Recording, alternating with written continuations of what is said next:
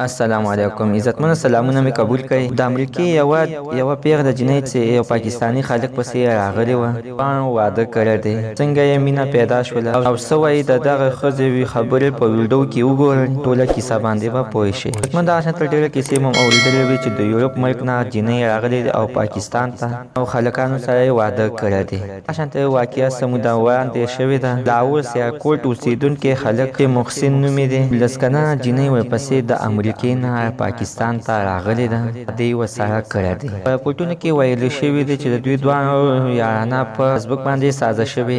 د یو بل سپ شپ په یو سره لګول شپ لګول نه وروسته بیا د یو بل خوی او په اخلاقو باندې پوه شول بیا ورته محسن د واده وینا وکړه یعنې ته غواړې چې ما سره واده وکړي امریکې د 19 کلنې جنۍ هم ومنله او زه یې غواړم په ډېرو رپوټونو کې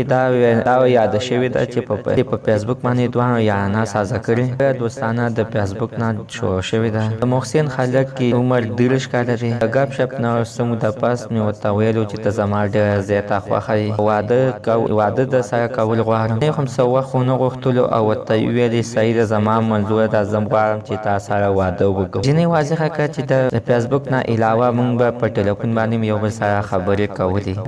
دغه جنۍ د امریکې نه لاهور ته راغلې ده او محسن خلک سره یې واده کړی هغه جنۍ وایي چې دا زما دپاره ډېره د خوشحالۍ مقام دی خوشحاله یم چې زما د خلک سره واده وشو دې واده کې د پاکستاني جامې اغوستې دي د خپلو خوبونو شهزاده ګڼلی دی دې واقعیت نه دا ثابتېږي چې مینه خلکه رندوي او څه په نظر باندې ورته نه ورځي بغیر خپلې معشوقې نه او معشوق نه چې د دې د دنیا هغه څه نه یوه جنۍ خلک پسې راځي ته په مینه باندې یو خلک سره واده کوي یعنې چې ډېره د خیرانتیا خبره ده مننه کوم چې ویډیو مې ستاسو ته خیر پورې وکړه تاسو نظر لرئ نظر اصل لاندې په کمنټ کې شریک کړئ نور ښایسته معلوماتو دپاره زموږ همدا چینل سره سبسکرایب کړئ خوا کې اوسه د ټالۍ نشان ووهئ یوه نوې معلوماتي ویډیو تاسو ته په اسانۍ باندې در ورسوي